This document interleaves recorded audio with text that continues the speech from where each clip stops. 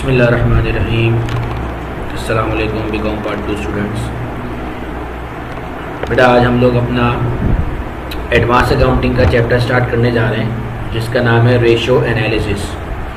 Chapter ये कोई बहुत मुश्किल चैप्टर नहीं है, चैप्टर तो ये आसान है बट ये है बहुत लेंथी चैप्टर। और इस चैप्टर में हम क्या डिस्कस करेंगे, क्या देखेंगे, उसको पहले हम एक नज़र इसकी डेफिनेशन से डिस्कस कर लेते हैं। रेशो एनालिसिस ये चैप्टर का नाम है, या फिर फाइनेंशियल स्टेटमेंट रेशोज। बेटा आप लोगों ने, अगर आप लोग इंटर का बैकग्राउंड रखने वाले स्टूडेंट्स हैं तो फर्स्ट ईयर में भी आप लोगों ने फाइनेंशियल स्टेटमेंट बनानी सीखी थी, और बीकॉम पार्ट 1 में भी आप लोगों ने फाइनेंशियल स्टेटमेंट बनानी सीखी थी। फाइनेंशियल स्टेटमेंट में क्या सीखा था हमने? Income statement and balance sheet. अच्छा, अभी आप पार्ट 2 की एडवांस अकाउंटिंग में भी एक मरतबा फाइनेंशियल स्टेटमेंट सीखेंगे।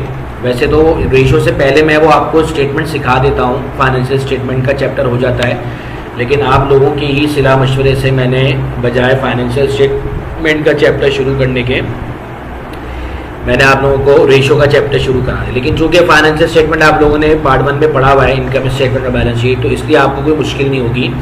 हाउएवर जो पार्ट 2 के अंदर फाइनेंशियल स्टेटमेंट का चैप्टर है वो पार्ट 1 से थोड़ा सा मुख्तलिफ है। यानी आप कह सकते हैं कि ऑलमोस्ट 90% तो वही है, 10% कुछ नई चीज़ें हैं पार्ट 2 के फाइनेंशियल स्टेटमेंट में। और जो 10% नई चीज़ें अब आपके लिए वो भी नई इसलिए नहीं है क्योंकि आप जो चैप्टर नंबर 1 पढ़ चुके हैं, issues of shares and debentures, तो वो जो 10% नई चीज़ें हैं वो उस वाले चैप्टर से फाइनेंशियल स्टेटमेंट के चैप्टर में आएंगी। तो बहरहाल अभी हम फाइनेंशियल स्टेटमेंट का चैप्टर डिस्कस नहीं कर रहे हैं, अभी हम रेशियो एनालिसिस डिस्कस कर रहे हैं कि व्हाट इज रेशियो एनालिसिस। देखिए रेशियो आपके लिए कोई नई चीज़ नहीं है।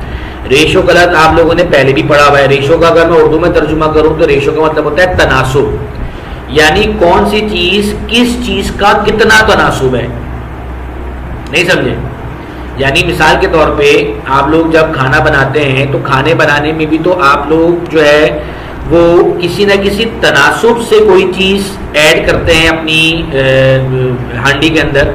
जैसे कि 1 टेबल स्पून आपने जो है वो नमक डाला तो ½ टी स्पून आपने मिर्च डाली, तो वो एक रेशियो होता है, वो एक तनासुब होता है जो कि आपकी उस पूरी जो एक आप चीज़ बनाते हैं, जो आप फूड स्टफ तैयार करते हैं, वो उसके लिए जितनी मिकदार में आप बना रहे हैं उतनी मिकदार में कितना आपने डालना है। जैसे मिसाल के तौर पे चलिए मैं आपको इसकी मिसाल, आसान मिसाल देता हूँ कि अगर आप लोग कोई 1 किलो चिकन का कोई आइटम बना रहे हैं और उसके अंदर आपकी रेसिपी के मुताबिक उसमें 1 टेबल स्पून नमक ऐड होगा, तो अब आप बताइए कि अगर आप 2 किलो चिकन की कोई आइटम बनाएंगे तो फिर कितना टेबल स्पून डालेंगे उसमें आप?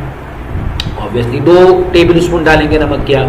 इसी तरीके से अगर आप जो है वो 2 किलो चावल की बिरयानी बना रहे हैं और उसमें आपने ये सेट किया हुआ है कि आपने 3 टेबल स्पून नमक डालने हैं, तो अगर आप यही 6 किलो की बिरयानी बनाएंगे तो अब आपका रेशो चेंज हो जाएगा। अब आपको 3 टेबल स्पून की जगह पे जो है वो आप उसका डबल कर देंगे। सही है ना? तो ये मैंने आपको एक छोटी सी मिसाल दी है।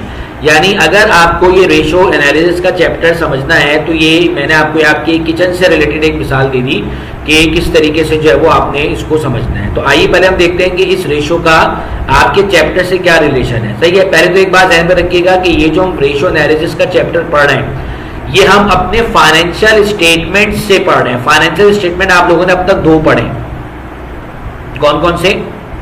एक इनकम स्टेटमेंट और एक बैलेंस शीट। वो आपने अभी नहीं पढ़े, वो आपने पार्ट 1 में पढ़े थे या फर्स्ट ईयर में पढ़े थे। हम इन्हीं दोनों स्टेटमेंट्स को अपनी सोर्स बनाएंगे। Basically these are the sources of analysis. सही है ना? ये 2 सोर्सेज होती है हमारे पास एनालिसिस के लिए, जिसके जरिए से हम एक एनालिसिस करते हैं। एनालिसिस क्या होता है वो भी हम डिस्कस करते हैं। तो आइए जरा देखते हैं इसकी डेफिनेशन क्या है। Financial ratios are mathematically comparison of financial statement accounts और categories. Financial ratios are mathematically comparison of financial statement accounts और कैटेगरीज। ये एक मैथमेटिकल कंपैरिजन है। जैसे मिसाल के तौर पे मैं आपसे ये कहता हूं कि हमारे जो करंट एसेट्स हैं वो हमारी करंट लायबिलिटी के मुकाबले में कितने हैं। भाई हमने एक बैलेंस शीट बनाई ना, उसमें हमारे एक तरफ करंट एसेट आए होंगे तो एक तरफ करंट लायबिलिटी आई होगी। तो मैं आपको अपनी तरफ से एक बात बता रहा हूं कि अगर मैं ये मालूम करना चाहूं कि हमारे करंट एसेट हमारी करंट लायबिलिटीज के मुकाबले में कितने हैं, तो आप करंट एसेट को ऊपर रखिए, डिवाइड कर दीजिए करंट लायबिलिटी से। तो ये आप इन दोनों का एक तनासुब चेक कर रहे हैं कि ये चीज हमारे जो है वो करंट एसेट हमारी करंट लायबिलिटी का कितना तनासुब बनता है। तो आप करंट एसेट को जस्ट ऊपर रख दीजिए, करंट लायबिलिटीज को आप नीचे रख दीजिए। अब ये जो करंट एसेट और करंट लायबिलिटी आपने उठाई है या आपने किसी सोर्स से उठाई है, और वो सोर्स क्या है आपकी बैलेंस शीट। ये मैंने आपको एक छोटी सी मिसाल दी, अभी आगे जाऊंगा मैं। 22 फॉर्मूले हैं, ये जरा ध्यान में रखिएगा, बड़ा इंपॉर्टेंट। ये आज की क्लास सिर्फ थ्योरेटिकल क्लासेस में आपको सिर्फ और सिर्फ कॉन्सेप्ट बताऊंगा। इसी तरीके से अगर मैं ये मालूम करना चाहूं कि हमारा जो नेट इनकम है वो हमारी सेल का कितना तनासुब है या कितना परसेंट है, तो सिंपल मैं नेट इनकम ऊपर रख दूंगा और सेल को मैं नीचे रख दूंगा, तो पता चल जाएगा कि हमारी जो नेट इनकम है वो हमारी सेल का कितना परसेंट है। अब ये जो मैंने सोर्स उठाई है, ये जो मैं नेट इनकम को ऊपर रख रहा हूँ, सेल को नीचे रख रहा हूँ, तो ये नेट इनकम और सेल ये भी तो कहीं ना कहीं से आई होगी ना। तो इसकी सोर्स क्या है? इसकी सोर्स इनकम स्टेटमेंट है। तो ये जो एनालिसिस होते हैं ये सिर्फ दो ही बेस की पे होते हैं, एक इनकम स्टेटमेंट पे और एक बैलेंस शीट पे। आपके लेवल के हद तक अगर हम आगे जाए तो फिर इसमें कैश फ्लोज भी आ जाते हैं। वैसे कैश फ्लोज भी बहरहाल हमारी बैलेंस शीट का हिस्सा होते हैं, लेकिन बहरहाल जो दो मेन आपकी सोर्सेज होती हैं वो इनकम स्टेटमेंट और बैलेंस शीट होती हैं, जिसकी मदद से आप ये एनालिसिस करते हैं। मैंने आपको अभी दो छोटी छोटी मिसालें दी, इसके अंदर इसी तरीके के बहुत सारे फॉर्मूले होंगे जो आप ऊपर नीचे रख के डिवाइड करके मल्टीप्लाई बाय 100 कर रहे होंगे, कभी सिर्फ रेशियो ले रहे होंगे, तो इससे आपके पास एक सामने पिक्चर आ जाएगी। सवाल ये कि सर हम ऐसा कर क्यों है, तो आइए इसके लिए भी देखते हैं कि आगे क्या कहते हैं। कहते हैं these relationship between the financial statement accounts help investor, creditors and internal company management understand how well a business is performing and areas needing improvement। ये रेशियो बेसिकली हमें ये बताते हैं कि कोई इन्वेस्टर अगर हमारी कंपनी में इन्वेस्ट करना चाहता है, कैसे? शेयर्स खरीदने के लिए। जाहिर है हम तो कंपनी अकाउंटिंग पढ़ रहे हैं ना, तो कंपनी अकाउंटिंग के अंदर अगर कोई इन्वेस्ट करेगा तो बेसिकली वो हमारी कंपनी के शेयर्स देगा।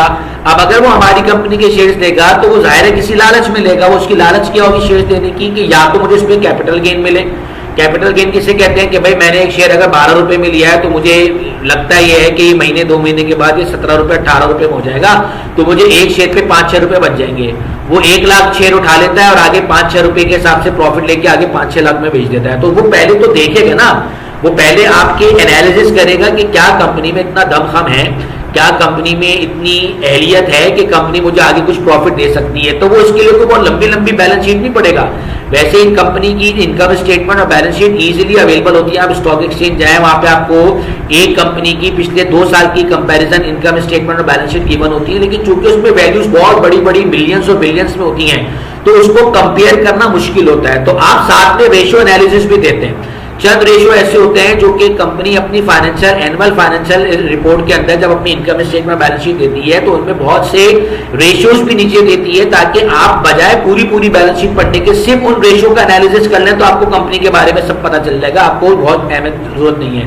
यानी मिसाल के तौर पे बच्चे का जब पेपर होता है तो बच्चा अपनी पेपर के लिए, अपने सब्जेक्ट के लिए पूरी कॉपी, पूरा सिलेबस याद करके जाता है, लेकिन आप उसकी अहलियत को जांचने के लिए अपने उसके फाइनल पेपर में चंद सवालात देते हैं। वो उन्हीं चंद सवालात से आप उसकी अहलियत को जांचने की कोशिश करते हैं। कभी भी आपकी मेज पूरी कॉपी उठाकर नहीं दे दिया करती थी 7वीं 8वीं की जमात में। इनफैक्ट अभी भी आप पेपर देते हैं तो आप पढ़ते तो बहुत कुछ है, लेकिन आपके पेपर के अंदर आता सेलेक्टेड चीजें, तो उन सेलेक्टेड चीजों की बुनियाद पर एग्जामिनर आपकी अहलियत को जांचने की कोशिश करता है कि इस बच्चे की कितनी अहलियत है।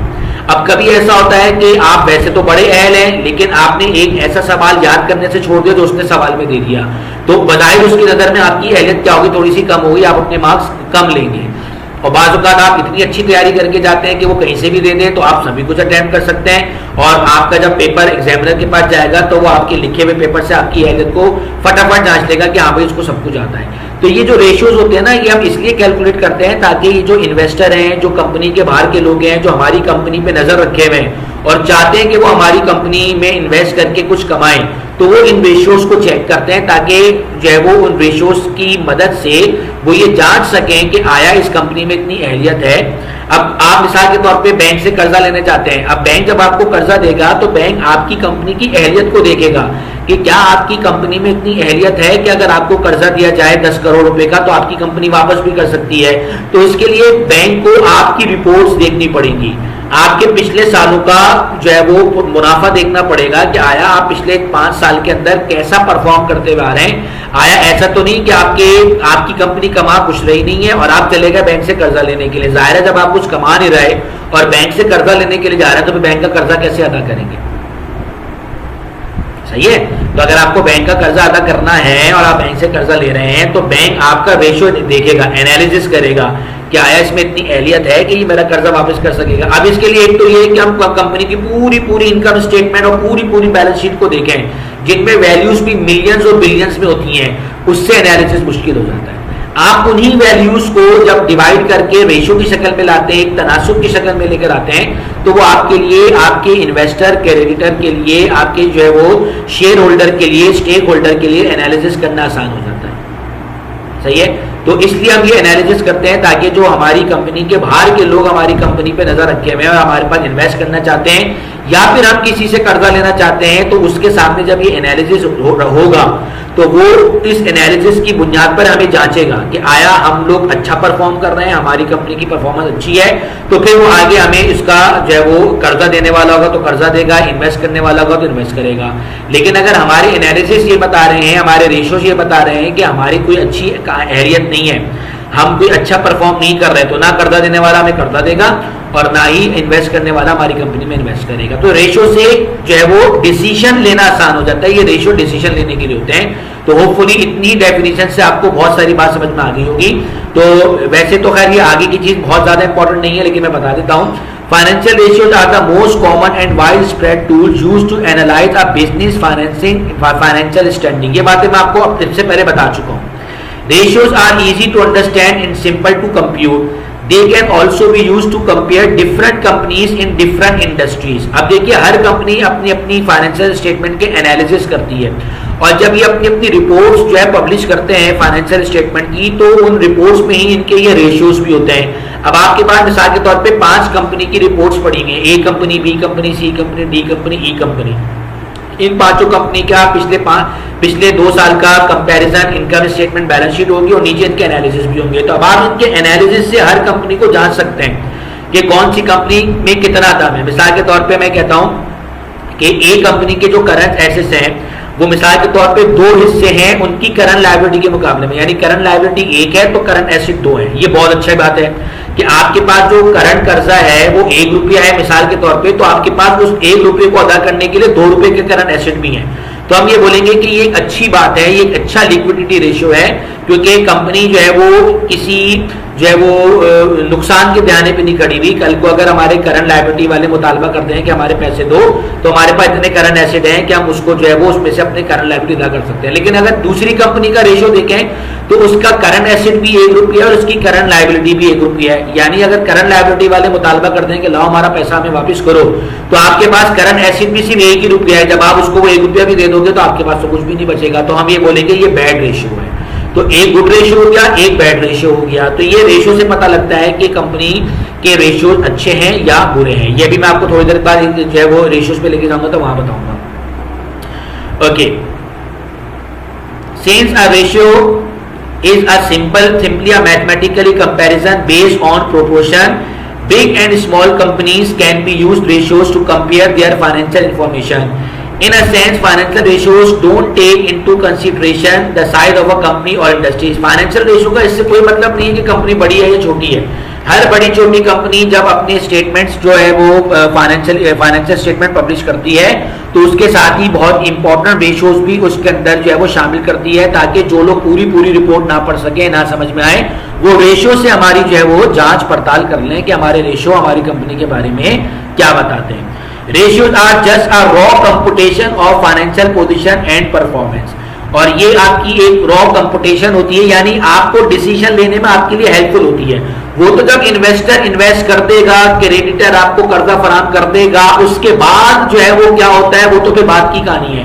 फिलहाल आपने इन्वेस्ट करने से पहले और जो है वो किसी बैंक ने कर्जा देने से पहले एहतियातन अपने अच्छे डिसीजन के लिए आपके रेशियोज को पढ़ लिया है। अब उसके बाद अगर वो इन्वेस्ट कर दे या कर्जा दे दे और फिर बाद में उसको नुकसान हो जाए तो ये उसका नसीब है। हालांकि रेशियोज ने उसका डिसीजन लेने में हेल्प की थी कि ये कंपनी इतनी बुरी नहीं है, आप इसमें इन्वेस्ट कर सकते हैं। फिर बाद की कहानी बात की है, बाद में वैसे ऐसा होता नहीं है, बाद में भी आपको भी वही रिटर्न्स मिल रहे होते हैं, वही आपकी एक्सपेक्टेशन जनरेट जो है वो रिजल्ट जनरेट कर रहे होते हैं, जो कि आपकी एक्सपेक्टेशन आपके रेशियो से जुड़ी हुई होती है। Now ratios allow us to compare companies across industries, big and small, to identify their strength and weaknesses. सबसे इंपॉर्टेंट बात ये है कि रेशियोज आपकी कंपनी की स्ट्रेंथ और वीकनेसेस बयान करती हैं कि how much your company is strength और वीक। आपकी कंपनी में कितनी स्ट्रेंथ है और कितनी वीकनेसेस है। जरूरी नहीं है कि आपके सारे रेशियो आपकी कंपनी के हर एरिया की हर जगह पे आपकी स्ट्रेंथ शोज कर रही हो। कहीं पर कुछ रेशियो आपकी स्ट्रेंथ शो करते हैं तो कहीं पर कोई ना कोई रेशियो आपकी वीकनेस भी शो कर रहा होता है। आप इन तमाम स्ट्रेंथ और तमाम वीकनेसेस का एक फर्दर एनालिसिस करके एक एवरेज निकालते हैं और फिर ये डिसाइड करते हैं कि वेदर वी शुड इन्वेस्ट और नॉट। सही है। अच्छा, अब ये कैटेगरीज कितनी हो सकती हैं? Liquidity, solvency, efficiency, profitability, market prospect, investment, leverage and coverage. आपके कोर्स के अंदर ये सारी नहीं है। आपके कोर्स के अंदर लिक्विडिटी है, प्रॉफिटेबिलिटी है और डेट टू फाइनेंसिंग वगैरह इस किस्म के रेशियोज हैं। तो बहुत वैसे तो अगर आप देखें तो हायर लेवल पे, मास्टर्स लेवल पे और फाइनेंस पे अगर आप जाएं तो वहां पे तो बहुत सारे रेशियो होते हैं, लेकिन हम यहाँ पे सारे रेशियो डिस्कस नहीं करेंगे। जो आपके कोर्स के अंदर हम सिर्फ वो डिस्कस करेंगे। Now tools of analysis. Analysis करने के टूल्स क्या है? आप जो है वो कितने तरीके से एनालिसिस कर सकते हैं। तो एक एनालिसिस करने का तरीका ये है कि आप अमाउंट कैलकुलेट करते हैं। एक एनालिसिस करने का तरीका ये कि आप रेशियो कैलकुलेट करते हैं। एक एनालिसिस करने का तरीका ये कि आप रेट कैलकुलेट करते हैं। हम सबसे ज्यादा डिस्कस करेंगे नंबर 2 और नंबर 3। समटाइम्स हम रेशियो कैलकुलेट कर रहे होंगे और समटाइम्स हम रेट कैलकुलेट कर रहे होंगे। दोनों में फर्क क्या है? कोई फर्क नहीं है। दोनों के अंदर एक न्यूमरेटर होगा, एक डिनोमिनेटर होगा। रेशियो के अंदर सिर्फ न्यूमरेटर और डिनोमिनेटर होगा, जस्ट हमारा आंसर आ जाएगा। जबकि रेट के अंदर न्यूमरेटर और डिनोमिनेटर को डिवाइड करने के बाद मल्टीप्लाई बाय 100 करेंगे तो रेट आ जाएगा। रेट के अंदर आपको आगे परसेंटेज की साइन लगानी है और रेशियो के अंदर आपने कोई परसेंटेज की साइन नहीं लगेगी, सब जस्ट 2:1 करके आगे। चलिए मैं आपको इसकी मिसाल देता हूं। एक बारी मिसाल के तौर पे आपका एक रेशियो आया 2:1। ये समझिए आपकी आपका करंट रेशियो है। अभी मैं आपको लेके जाऊंगा, वहां पे आपको बताऊंगा। तो ये 2:1 क्या बता रहा है? ये जो 2 बता रहा है ये न्यूमरेटर बता रहा है और जो 1 बता रहा है ये डिनोमिनेटर बता रहा है। यानी मैं ये कह सकता हूं कि आपके जो करंट एसेट है वो 2 हिस्से हैं और आपकी करंट लायबिलिटी जो है वो 1 हिस्सा है। ये रेशियो है। और अगर आपने इसका रेट निकालना है तो जो न्यूमरेटर और डिनोमिनेटर में होगा उसको आपने डिवाइड करने के बाद आगे मल्टीप्लाई बाय 100 भी करना होगा। तो जब आप मल्टीप्लाई बाय 100 करेंगे तो जो आपका आंसर होगा वो परसेंटेज में आएगा, फिर वो रेशियो की शक्ल में नहीं आएगा। अमाउंट वाला जो रेशियो है वो उसको हम बहुत कम यूज करेंगे, वो शायद 1-2 ही होंगे, इससे ज्यादा नहीं होंगे। तो सबसे ज्यादा रेशियो और रेट कैलकुलेट करेंगे। तो अब आज ये आप अपने चैप्टर पे, या आपको चैप्टर नजर आ रहा है फाइनेंशियल स्टेटमेंट रेशियो एनालिसिस। सबसे पहले इसका पहला फॉर्मूला है वर्किंग कैपिटल। अब वर्किंग कैपिटल के अंदर इसका फॉर्मूला क्या है? Current assets minus current liabilities. अब देखिए करंट एसेट में से अगर मैं करंट लायबिलिटीज करूं तो मेरे पास आंसर आ जाएगा वर्किंग कैपिटल। आप लोगों ने कैपिटल का फॉर्मूला याद किया था फर्स्ट ईयर में। कैपिटल का फॉर्मूला क्या होता है? Just asset minus liability is equals to capital. Working capital only current asset minus current liability is equals to working capital. इसकी वजह क्या है? इसकी वजह यह है कि आप अपने बिजनेस के अंदर जब आप एक बिजनेस स्टार्ट करते हैं तो आप ना सिर्फ अपने बिजनेस के अंदर land, equipment, machinery, furniture invest करते हैं, बल्कि अपने बिजनेस को चलाने के लिए करंट एसेट भी इन्वेस्ट करते हैं। और ये याद रखिए कि बिजनेस आपका जो ऑपरेशनल बिजनेस होता है वो आपके फिक्स एसेट से नहीं चलता, वो आपके करंट एसेट से चलता है। और करंट एसेट में भी जो सबसे इंपॉर्टेंट एसेट्स हैं वो 3 किस्म के एसेट हैं। एक कैश है, एक आपकी इन्वेंट्री है और आपके रिसीवेबल्स हैं। ये 3 करंट एसेट वो होते हैं जो कि हर वक्त जो है वो सर्कुलेशन के अंदर होते हैं और बेसिकली आपका बिजनेस चलता भी इन्हीं से है। मिसाल के तौर पे मैं आपको एक मिसाल देता हूं कि मैंने अब एक जो है सुपर स्टोर का बिजनेस खोला। अब ऑब्वियसली सुपर स्टोर के बिजनेस के लिए मुझे एक बड़ी सी बिल्डिंग चाहिए। जाहिर है मैं किसी दरख्त के नीचे तो नहीं खोल सकता। वो एक बड़ी सी बिल्डिंग, वो भी मेरे लिए एसेट है। उसके अंदर मुझे इक्विपमेंट्स लगाने हैं, उसमें मुझे मशीन लगानी है, मुझे जनरेटर लगाने हैं, मुझे सीसीटीवी कैमरे लगाने हैं, मुझे बहुत सारे रैक्स लगाने हैं जहां जिसपे मैं अपनी मर्चेंडाइज रखूंगा। बट ये सारी की सारी चीजें आपकी वन टाइम इन्वेस्टमेंट है। अब अगर आप ये सभी कुछ लगा लें, ये सभी कुछ आप अब से अपना सेटअप कायम कर लें, लेकिन मर्चेंडाइज ही ना हो तो आपका बिजनेस चलेगा। आपके पास कैश ही ना हो तो आपका बिजनेस चलेगा नहीं चलेगा। इसका मतलब क्या हुआ कि बिजनेस को रन करने के लिए, बिजनेस को चलाने के लिए, अपने बिजनेस को ऑपरेट करने के लिए आपको सबसे ज्यादा जो जरूरत पड़ती है वो करंट एसेट की पड़ती है और फ्रीक्वेंटली पड़ती है। फिक्स एसेट तो एक मरतबा की इन्वेस्टमेंट होती है, फिर आप उसकी रिटायरमेंट तक भूल जाते हैं। फिर जब तक वो फिक्स एसेट रिटायर्ड नहीं होता वो आप लोग इस्तेमाल करते रहते हैं। करंट एसेट आपको बहुत जल्दी जल्दी जो है वो सर्कुलेट करने पड़ते हैं। कैश बहुत फ्रीक्वेंटली सर्कुलेट करता है, इन्वेंट्री बहुत फ्रीक्वेंटली सर्कुलेट करती है, और बेसिकली बिजनेस चलता भी इसी सर्कुलेशन से है। एक बहुत बड़ी सी बिल्डिंग आप तामीर कर लीजिए, आपकी किसी काम की नहीं है, वो तो एक बिल्डिंग है खड़ी हुई है, बिजनेस तो नहीं कर रही है। हाँ, इंटीरियर और लेग आप उसको रेंट पे दे दें तो वो रेंट आता रहेगा, तो फिर तो ये हमारे लिए कोई ऑपरेशनल टाइप का बिजनेस हुआ भी नहीं ना। वो तो आपने बस एक जगह इन्वेस्ट कर दी, किराए पे चढ़ा दिया, किराया आता जा रहा है, आप उसका बेनिफिट लेते जा रहे हैं। लेकिन अगर आपको एक ऑपरेशनल टाइप का बिजनेस करना है जिसके अंदर बाकायदा कोई ऑपरेटिंग एक्टिविटी हो रही हो, तो उस ऑपरेटिंग एक्टिविटी को परफॉर्म करने में आपकी करंट एसेट ही आपका सहारा देते हैं। तो इसलिए वर्किंग कैपिटल को जो है वो मालूम करने का तरीका क्या है, just current asset minus current liability, तो पता लग जाएगा कि ऐसा कितना कैपिटल है जो कंटिन्यूअसली वर्क कर रहा है और आपको जो है वो उसका बेनिफिट प्रोवाइड कर रहा है। अच्छा, ये जो आपका आंसर आएगा ना, ये अमाउंट की शक्ल में आएगा। बस ये सिर्फ एक ही है, या आगे शायद एक आध और आएगा, बाकी मैं जितने भी बताऊंगा वो सारे के सारे या तो रेट है या फिर रेशियो है। आइए इसके बाद करंट रेशियो है। करंट रेशियो में बताता है current asset divided by current liability. अगर मैं करंट एसेट को ऊपर रख के करंट लायबिलिटी को डिवाइड कर दूं तो मेरे पास एक आंसर आएगा जो कि रेशियो की शक्ल में आएगा। अब मिसाल के तौर पे मैं आपको एक मिसाल देता हूं, यहीं पर ही मिसाल देता हूं। ये मैंने लिखा 6 और ये मैंने इसको डिवाइड कर दिया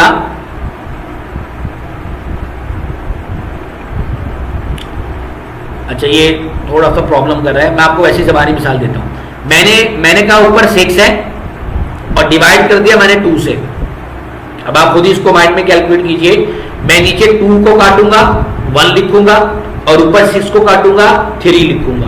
तो ऊपर कितना आंसर आया 3, नीचे कितना आंसर आया 1। तो मैं क्या बोलूंगा कि जो मेरा करंट रेशियो वो क्या है 3:1।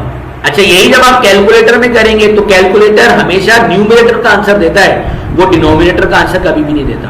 यानी अगर आप कैलकुलेटर में लिखे 6 डिवाइड बाय 2 तो वो सिर्फ 3 बताएगा। तो अंडरस्टूड है कि जो नीचे आंसर होगा ना, जो कि कैलकुलेटर कभी भी नहीं बताएगा, वो हमेशा 1 होगा।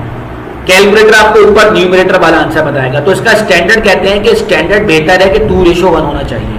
अब मैं भी आपको स्टैंडर्ड की कैटेगरी में लेकर नहीं जा, मतलब उसकी बहस में लेकर नहीं जा रहा हूं। जब मैं आपको उसका सवाल कराऊंगा तो वहां पे मैं आपको उसके बारे में तसल्ली से तफसील से बताऊंगा। फिलहाल आप इसके ध्यान में रखिए कि करंट रेशियो के लिए स्टैंडर्ड रेशियो होना चाहिए 2:1, यानी आपके करंट एसेट, ये जो 2 है ये करंट एसेट के बारे में है, और ये जो 1 है ये करंट लायबिलिटी के बारे में है। ये अच्छा रेशियो है। ये रेशियो में क्या बता रहा है कि करंट लायबिलिटी 1 रुपया हो तो उसको अदा करने के लिए करंट एसेट कम से कम 2 रुपये होने चाहिए, ताकि कल को अगर हमसे करंट लायबिलिटी वाले मुतालबा करें कि लाओ हमारे पैसे दो, तो हम उनको ये 2 रुपये में से अपना 1 रुपया निकाल कर देते हैं और बाकी 1 रुपये से अपना बिजनेस चला रहे हैं। लेकिन अगर ये 1:1 है तो फिर तो अच्छा नहीं है। अगर ये 3:1 है तो हो सकता है आप बोले कि सर ये अच्छा है। मैं कहूंगा ये अच्छा हो भी सकता है और ये अच्छा नहीं भी हो सकता। अभी इसकी एक अलग बहस है कि मैं ऐसा क्यों कह रहा हूं, क्योंकि अगर इसके अंदर कैश का पोर्शन ज्यादा है तो कैश को ज्यादा रखना अपने पास बेवकूफी है। अगर आप अपने वॉलेट में कैश जो है वो अपनी जरूरत से ज्यादा रख रहे हैं तो वो बेवकूफी है। कैश का सबसे बेहतरीन मसरफ क्या है कि आप उसको कहीं पर इन्वेस्ट करें। अगर आप इन्वेस्ट करने के बजाय अपने पास जेब में रख रहे हैं, वॉलेट में रख रहे हैं, तो वो 10 साल के बाद भी उतने रहेगा। अगर आप उसको कहीं इन्वेस्ट कर देंगे तो आपको उसका रिटर्न प्रोवाइड करेगा, वो रिटर्न देगा आपको। तो इसलिए स्टैंडर्ड रेशियो का ना कम होना ज्यादा अच्छा है, ना बहुत ज्यादा होना अच्छा है। ना बहुत ज्यादा होना इसलिए अच्छा नहीं है कि अगर इसमें कैश का पोर्शन ज्यादा है तो ये बहुत बुरी बात है। इसका मतलब है आपने अपने कैश को सही तरीके से मैनेज नहीं किया, कहीं पर इन्वेस्ट नहीं किया। अगर आप ये इन्वेस्ट कर देते तो आपका ये इन्वेस्टमेंट आपको मजीद रिटर्न देती। सही है। तो अब ये इस बहस में अगर हम पढ़ेंगे तो बहुत सिर्फ करंट रेशियो में बहुत टाइम लग जाएगा। जब मैं इसके प्रैक्टिकल आपको सवाल कराऊंगा तो वहां पे आपको बताऊंगा कि करंट रेशियो क्या है। नाउ क्विक रेशियो या acid test ratio, quick ratio और एसिड टेस्ट रेशियो दोनों एक ही बात है। आप लोगों ने आज से पहले सिर्फ 2 किस्म के एसिड पढ़े थे, एक करंट एसिड और एक फिक्स्ड एसिड। फिक्स्ड एसिड में आपने 2 किस्म के एसिड पढ़े हुए, एक फिक्स्ड टेंजिबल एसिड और एक फिक्स्ड इंटेंजिबल एसिड। लेकिन करंट एसिड में आपने आज से पहले कभी कोई मजीद कोई एसिड नहीं पढ़े। तो आज आप फर्स्ट टाइम ये बात पढ़ रहे हैं कि current acids are also be divided in 2 different categories. Number 1 is quick acids and number 2 is non-quick acid. Current acid में भी 2 कैटेगरीज होती हैं, एक क्विक एसिड और एक नॉन क्विक एसिड। सही है। Quick assets are those asset which are relatively convert into cash within 1 month, relatively in short period. वो एसेट जो कि शॉर्टेस्ट टाइम ऑफ पीरियड में कैश में कन्वर्ट होने की सलाहियत रखते हो उनको क्विक एसेट्स कहते हैं। वो एसेट जो कि आपके कैश में कन्वर्ट होने की सलाहियत ना रखते हो या जल्दी ना रखते हो उनको नॉन क्विक एसेट्स कहते हैं। तो इसका मतलब क्या हुआ? अच्छा, आगे जो है ना इन सब की डिटेल भी है, ये अभी सिर्फ फॉर्मूले हैं, आगे इनकी डिटेल भी है। जैसे मिसाल के तौर पे अब ये करंट एसेट है, तो आपको सवाल में कोई करंट एसेट ऐसी कोई प्लेट में गिवन थोड़ी होंगे कि सवाल में करंट एसेट दिया हुआ, आपने करंट एसेट ऊपर रखा, सवाल में current liability total calculated given है, आपने टोटल लायबिलिटी नीचे रखा, डिवाइड कर दिया, आंसर निकाल दिया। ऐसा नहीं होगा, आपको पूरे करंट एसेट कैलकुलेट करने पड़ेंगे, पूरी करंट लायबिलिटी कैलकुलेट करनी पड़ेगी, पूरे क्विक एसेट कैलकुलेट करने पड़ेंगे, फिर आपको इनको फॉर्मूले में पुट करना पड़ेगा। तो ये भी आगे जाके मैं आपको बताऊंगा कि इनके क्या फॉर्मूला है। सही है, तो क्विक एसेट का भी आगे फॉर्मूला आएगा, वो भी मैं आपको बताऊंगा कि क्या है। तो क्विक रेशियो मालूम करने का तरीका है quick asset divide by current liability. इसका जो स्टैंडर्ड रेशियो है वो है 1:1। ये अच्छा है, ये मुनासिब है। क्यों? इसका मतलब ये हुआ कि अगर लेट सपोज हमारी करंट लायबिलिटी 1 रुपया है और हमारे करंट क्विक रेशियो भी 1 रुपया है, तो अगर कल को हमसे करंट लायबिलिटी का कोई मुतालबा करता है या फिर हमारी करंट लायबिलिटीज ड्यू हो जाती हैं पे करने के लिए, ऐसा भी नहीं है कि करंट लायबिलिटी वो होती है कि जब दिल चाहे आने वाले ने हमसे ले लिया था। अरे करंट लायबिलिटी का भी टाइम होता है, ड्यू पीरियड होता है, 1 महीना या 2 महीने या 15 दिन। और अगर आपको उस ड्यू पीरियड के दौरान में आपके पास जो क्विक रेशियो क्विक एसिड है वो भी 1 रुपया है, तो हम कहेंगे कि ये भी सफिशिएंट है। यानी अगर आप अपने इस करंट लायबिलिटी को अदा करने के लिए अपने क्विक एसिड का 1 रुपया उस 1 रुपये की लायबिलिटी में अदा कर दें तो भी आपके लिए कोई मुश्किल नहीं है, क्योंकि आपके पास फिर नॉन क्विक भी तो है ना। करंट एसिड भी तो 2 किस्म के होगा ना, एक क्विक और एक नॉन क्विक। तो अगर क्विक चले गए तो चलो नॉन क्विक तो है ना, नॉन क्विक से तो गुजारा हो जाएगा ना। याद रखिए क्विक के अंदर मर्चेंडाइज इन्वेंट्री नहीं आती है, क्विक के अंदर मर्चेंडाइज इन्वेंट्री नहीं आती है। जब मर्चेंडाइज इन्वेंट्री नहीं आती है तो इसका मतलब क्या हुआ कि आपकी इन्वेंट्री तो पड़ी हुई है ना पीछे बेचने के लिए, या इन्वेंट्री बिक जाएगी फिर दोबारा पैसे आ जाएंगे आपके पास। तो इसलिए क्विक रेशियो के लिए 1:1 बेहतर है। इससे कम होगा तो जो है वो बिलो स्टैंडर्ड हो जाएगा। तो ये चंद के स्टैंडर्ड मैंने लिख दिए कि इतने होने चाहिए, ये अच्छे हैं, लेकिन जरूरी नहीं कि जब हम सवाल करेंगे तो ये यही रेशियो आएंगे जो मैं आपको बता रहा हूं। तो इसके बाद है डेट रेशियो। डेट का मतलब यहां पर लायबिलिटी है। अच्छा, डेट रेशियो का फॉर्मूला है total liabilities divide by total assets. अब टोटल का मतलब लायबिलिटीज में करंट लायबिलिटी भी आ गई और फिक्स लायबिलिटी भी, लॉन्ग टर्म लायबिलिटी भी आ गई। टोटल एसेट का मतलब यहाँ पे करंट एसेट भी आ गए और फिक्स्ड टेंजिबल और इनटेंजिबल भी एसेट आ गया। जब आप इसको डिवाइड करेंगे तो आपके पास एक रेशियो निकल कर आएगा। अब इसका स्टैंडर्ड रेशियो क्या है? 0.40:1। यानी अगर आपके टोटल एसेट 1 रुपया है तो आपकी टोटल लायबिलिटी 40 पैसे से ज्यादा नहीं होनी चाहिए। 40 पैसे से कम हो बहुत अच्छी बात है, 30 पैसे हो, 20 पैसे हो, 10 पैसे हो, बहुत ही अच्छी बात है, बट 40 पैसे से ज्यादा नहीं होनी चाहिए। ये अच्छी बात नहीं है भाई। हो सकती है जब हम सवाल करेंगे तो हो सकता है कि 40 पैसे से ज्यादा 50 पैसे 60 पैसे भी हो, यानी 0.4 के अलावा 0.45 या 0.5 या 0.6 या 0.7 भी हो। वो तो जब हम सवाल सॉल्व करेंगे तो वहां पर देखेंगे कि क्या आता है आंसर। लेकिन यहाँ पे स्टैंडर्ड बताया जा रहा है कि बेहतर है कि ये स्टैंडर्ड 0.4 से ज्यादा ना हो। यानी आपके कारोबार में आपका जो फाइनेंशियल स्ट्रक्चर है, फाइनेंशियल स्ट्रक्चर क्या होता है? 2 चीजें होती हैं, एक कंपनी की अपनी इक्विटी और एक कंपनी की एक्सटर्नल इक्विटी। तो basically liability is an external equity for a company which we have to pay a company later in the future। Company ने बाद में मुस्तकबिल में उसको अदा करना है। तो अगर हम इतनी ज्यादा लायबिलिटी लेकर बैठ जाए हैं कि सारा का सारा कब्जा ही एक्सटर्नल वालों का कंपनी पर हो जाए, सारा का सारा कब्जा ही अगर एक्सटर्नल जो है वो इक्विटी वालों का कंपनी पर हो जाए तो ये अच्छी बात नहीं है। क्या ख्याल है भाई? आपके घर के अंदर आपके वालिद साहब का हुक्म चले, ये अच्छी बात है, या बाहर वाले हुक्म चलाएं आगे, वो अच्छी बात है। तो बेसिकली कंपनी की जो अपनी इक्विटी होती है तो कंपनी का पल्ला उसमें भारी है। अगर आप एक्सटर्नल इक्विटी वालों को इतना जो है वो लीवरेज दे देंगे, इतना आप उस भर लेंगे अपनी लायबिलिटी, तो फिर एक्सटर्नल इक्विटी आपकी बढ़ जाएगी, बाहर वालों का इन्फ्लुएंस आपकी कंपनी में ज्यादा हो जाएगा। तो इसलिए बेहतर यह है कि इसको मैक्सिमम 0.4 तक रखना है, इससे बढ़ने नहीं देना। इससे कम हो जाए तो बहुत अच्छी बात है, इससे आगे जाने नहीं देना है। इसी तरीके से ये डेट रेशियो और इक्विटी रेशियो, ये दोनों का आपस में बड़ा अहम ताल्लुक है। इक्विटी रेशियो क्या है? Total share holder equity divide by total asset. अब देखिए दोनों में डिवाइड बाय टोटल एसेट ही है, ऊपर लायबिलिटी था और नीचे वाले में शेयर होल्डर इक्विटी है। इसका स्टैंडर्ड रेशियो क्या है? 0.6:1। ये कम से कम है। ये देखिए ये 0.4:1 ज्यादा से ज्यादा है, ये 0.6:1 कम से कम है। ये कम हो जाए बहुत अच्छी बात है, ये ज्यादा हो जाए तो बहुत अच्छी बात है। यानी एक्सटर्नल इक्विटी यानी क्रेडिटर यानी लायबिलिटी का कंपनी के फाइनेंशियल स्ट्रक्चर में कम होना, ये कंपनी के एक अच्छे फाइनेंशियल स्ट्रक्चर की निशानी है। इसी तरह एक कंपनी के फाइनेंशियल स्ट्रक्चर में इक्विटी का ज्यादा होना, ये एक अच्छी फाइनेंशियल स्ट्रक्चर की निशानी है। तो आपकी कोशिश क्या होनी चाहिए कि कंपनी के अंदर शेयर होल्डर का पोर्शन ज्यादा हो और बॉन्ड होल्डर का, डिबेंचर होल्डर का या लायबिलिटी का जो है वो इन्फ्लुएंस जो है वो कम से कम हो। लेकिन कंपनी बाजुकात बहुत मजबूर होती है, कंपनी जो है वो कर्जा लेने पे इतनी मजबूर होती है कि अपना फाइनेंशियल स्ट्रक्चर अच्छा रखना भी चाहे तो बाजुकात नहीं रख पाती। बट कोशिश यही करनी है कि हमारा फाइनेंशियल स्ट्रक्चर जो है वो हमारी लायबिलिटी, हमारे डेट्स को कम शो करे और हमारी इक्विटी को ज्यादा शो करे। क्योंकि जो लायबिलिटी है, जो क्रेडिटर को आपने कर्जा अदा करना है, वो तो आपने मरे खपे हर सूरत देना है।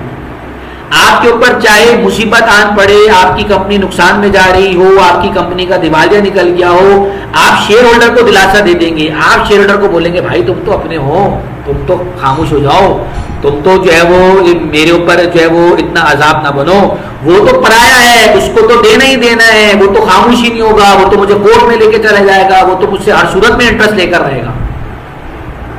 नहीं समझे?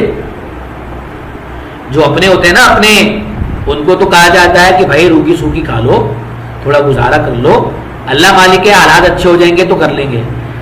लेकिन वो जिनका परायों का माल लगा हुआ होता है ना, वो तो कहते हैं भाई तुम मरो खपो कुछ भी करो, मुझे तो मेरा इंटरेस्ट चाहिए, मैं नहीं छोड़ूंगा, तुमसे मेरा मुआहदा हुआ है।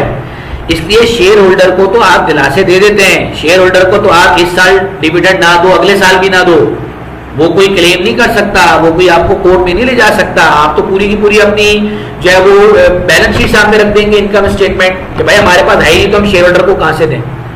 लेकिन डिबेंचर होल्डर कहता है कि मुझे नहीं पता, सही है तो मुझे नहीं देते हो, अभी कोई बात नहीं, अगले साल क्यूमुलेटिव दे देना, अगले साल मुझे इसका मिला, मैं छोड़ूंगा नहीं, मैं तो लेकर ही रहूंगा अपना इंटरेस्ट। इसीलिए तो मजहब के अंदर भी ये इंटरेस्ट हराम रखा है, क्योंकि इंटरेस्ट वाला कहता है कि कुछ भी करो, तुम कमाओ नहीं कमाओ, मुझे तो मेरे हिस्से का इंटरेस्ट दो, सूद दो। तो इसलिए शेयर होल्डिंग तो बेहतर है, शेयर होल्डिंग तो एक अच्छी बात है। लेकिन ये जो हम डिबेंचर या बॉन्ड्स कंपनी के लेते हैं ना, वो जो है वो शरई तौर पे भी जो है वो सही नहीं है, क्योंकि उसमें फिर आपको हर सूरत में अपनी इंटरेस्ट को अदा करना होता है। जबकि शेयर होल्डर का जो एग्रीमेंट होता है वो तो प्रॉफिट लॉस दोनों बेस पर होता है। भाई प्रॉफिट होगा तो देंगे, नहीं तो लॉस भी बेयर करना पड़ेगा। लॉस कैसे बेयर करते हैं? आपकी शेयर की प्राइस कम हो जाती है। सही है? तो बेहतर क्या है कि इक्विटी रेशियो ज्यादा से ज्यादा हो और डेट रेशियो कम हो। और ये देख लीजिए, ये ज्यादा से ज्यादा है, ये कम से कम है। अगर आप इन दोनों को जमा कर लें तो पता चल जाएगा कि 1 रुपए के अंदर 40 पैसे आपकी लायबिलिटी है और 1 रुपए के अंदर 60 पैसे आपकी इक्विटी है। तो ये मैंने आपको चंद रेशियो बताए हैं, वैसे ही आगे 22 के करीब रेशियो हैं। ये सारे के सारे आपको रेशियो याद करने चाहिए ना, ये एकदम से आपको सारे के सारे रेशियो नहीं पढ़ाए जा सकते, ना आपको समझाए जा सकते हैं। आपको ये सारे के सारे रेशियो याद करने पड़ेंगे और जैसे जैसे हम इनको सॉल्व कर रहे होंगे ना, तो वहां पर आपको उसी वक्त बताया जाएगा कि ये रेशियो कौन सा रेशियो क्या चीज बता दे। देखो हर रेशियो कुछ ना कुछ बता रहा होता है, हर रेशियो कुछ ना कुछ आपको डिफाइन कर रहा होता है कि इस रेशियो का क्या मकसद है। अब अगर ये रेशियो जब निकल कर आएंगे और इनको स्टेक होल्डर रीड करेगा, इसका एनालिसिस करेगा, तो वो फिर डिसीजन लेने में उसको आसानी होगी कि वेदर वी शुड डू और डू नॉट, क्या हमें ये करनी चाहिए इन्वेस्टमेंट या नहीं करनी चाहिए, क्या इस कंपनी को कर्जा देना चाहिए ना नहीं देना चाहिए, क्या हमें इस कंपनी से रवाबित रखने चाहिए या नहीं रखने चाहिए। It all depends on the good और बैड रेशियोज। ये आपके अच्छे और बुरे रेशियोज पे डिपेंड करता है। सही है, चलिए मैंने आपको चंद रेशियो बता दिए और ये आपकी इत्तला के लिए अर्ज है कि ये तकरीबन 22 के करीब रेशियो हैं। इनको हम फर्दर डिस्कस करेंगे, बट आपका काम ये है कि आपने सारे रेशियोज पहले याद कर लेने हैं। ये सारे के सारे शुरू में आपको एक साथ याद नहीं होंगे। आप जब सवाल सॉल्व कर रहे होंगे तो आपको ये देख देख के सॉल्व करने होंगे, फिर एक दो सवाल करने के बाद आपको ये सब याद हो जाएंगे। मैं वक्त की कमी की वजह से अभी आपको सारे रेशियो नहीं बता रहे, इंशाल्लाह नेक्स्ट क्लास में मजीद रेशियो डिस्कस करेंगे। मैं आपको यहाँ पे कुछ कंप्यूटेशन बताना चाह रहा हूँ। देखिए ये कुछ कंप्यूटेशन है। हर रेशियो को कैलकुलेट करने से पहले आपको पहले ये कंप्यूटेशंस करनी पड़ेंगी, उसके बाद फिर आपको फॉर्मूले में जाके वैल्यूज पुट करनी है। जैसे मिसाल के तौर पे मैं वापस ऊपर जाता हूं, ये देखिए आपका पहला क्या था, current asset minus current liability.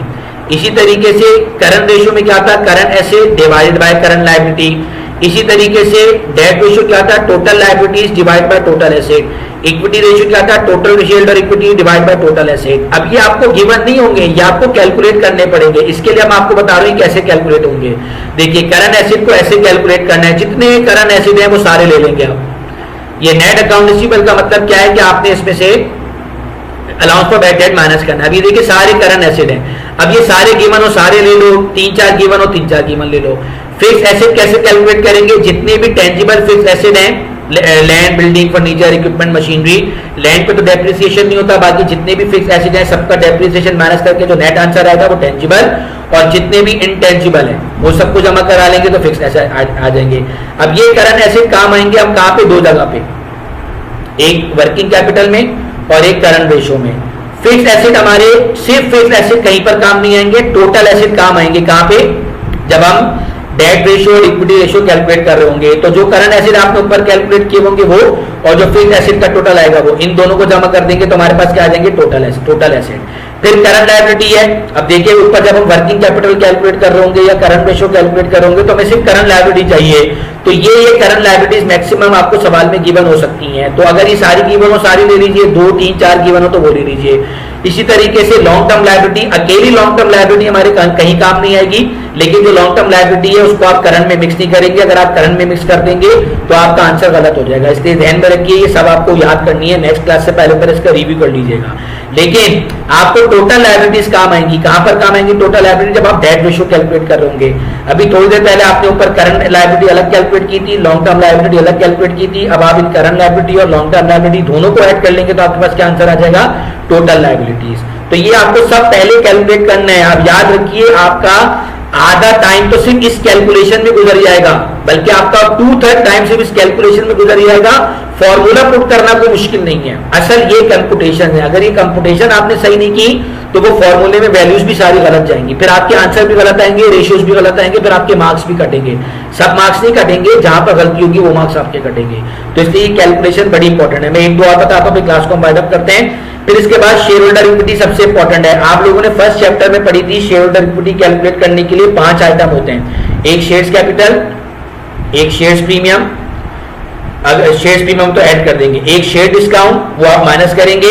Retain earning भी 2 किस्म के हो सकते हैं, अगर क्रेडिट बैलेंस है तो प्लस करेंगे, डेबिट बैलेंस है तो माइनस करेंगे, और रिजर्व। अब ये पांचों प्लस कर लो, 4 हो 4 ले लो, 3 हो 3 ले लो, 2 हो 2 ले लो, 1 हो 1 ले लो। और अगर इनमें से कोई एक भी ना हो तो फिर हमारा पहला वाला फॉर्मूला नहीं लगेगा, फिर हमारा दूसरा वाला फॉर्मूला लगेगा। दूसरा वाला फॉर्मूला क्या है, shareholder equity is equal to total asset minus total liability. अब सही टोटल एसेट और टोटल लायबिलिटी कहां से रहे, तो देखो टोटल लायबिलिटी तो आप यहां से उठा लोगे ये, और टोटल एसेट आपने ऊपर कैलकुलेट किया था वहां से उठा लोगे। लेकिन आपने हर तरीके से जिस चीज के मैं 2-3 फॉर्मूले दे रहा हूं कंप्यूटेशन, उसमें हमारी फर्स्ट प्रायोरिटी क्या होगी कि हम पहली वाली कंप्यूटेशन लें। पहली नहीं तो फिर हम दूसरी वाली ले लेंगे। अगर पहली हो रही है तो दूसरी पे नहीं जाएंगे, पहली वाली कंप्यूटेशन कोई बेस बनाएंगे। अगर पहली कंप्यूटेशन नहीं हो रही तो फिर दूसरी वाली कंप्यूटेशन पे जाएंगे। इस तरीके से देख लीजिए जिस चीज की हमें जरूरत पड़ेगी। ये देखिए कॉस्ट ऑफ गुड्स सोल्ड। अब कॉस्ट ऑफ गुड्स सोल्ड का एक तो वही पुराना तरीका है जो आप इनकम स्टेटमेंट में कैलकुलेट करते थे, ये पहला तरीका है। अगर ये तरीका लग रहा है तो वेल एंड गुड ये लगा लेंगे, अगर ये नहीं लग रहा तो फिर एक और तरीका वो क्या है, टोटल सेल में से ग्रॉस प्रॉफिट माइनस कर देंगे तो कॉस्ट ऑफ गुड्स सोल्ड आ जाएगी। तो ये चंद बातें मैंने बता दी हैं, टाइम इतना नहीं है कि मैं पूरा बताऊं, ये चंद बातें इसलिए बता दी ताकि एक तो आपको कॉन्सेप्ट समझ में आ जाए इसका, और दूसरा ये कि बाकी की चीजें आप याद कीजिए। इंशाल्लाह जैसे जैसे मैं आपको सवालात कराता रहूंगा वैसे वैसे मैं आपको उसको वहीं पर ही समझाता रहूंगा। तो इंशाल्लाह नेक्स्ट क्लास के अंदर मुलाकात करते हैं एक सवाल के साथ। तो होपफुली आपको इसका कॉन्सेप्ट समझ में आ गया होगा। उसको रिकॉल कीजिए, इसका रिव्यू कीजिए। शुरू के सवाल में आपको अपने नोट सामने रखने होंगे, देख देख के करना होगा, बट एक दो सवाल करने के बाद आपको इसका कंप्यूटेशन भी सारी याद हो जाएंगी और फॉर्मूले भी सारे याद हो जाएंगे। सही है जी। तो इंशाल्लाह नेक्स्ट क्लास में मिलते हैं, तब तक के लिए इजाजत दीजिए। अल्लाह हाफिज।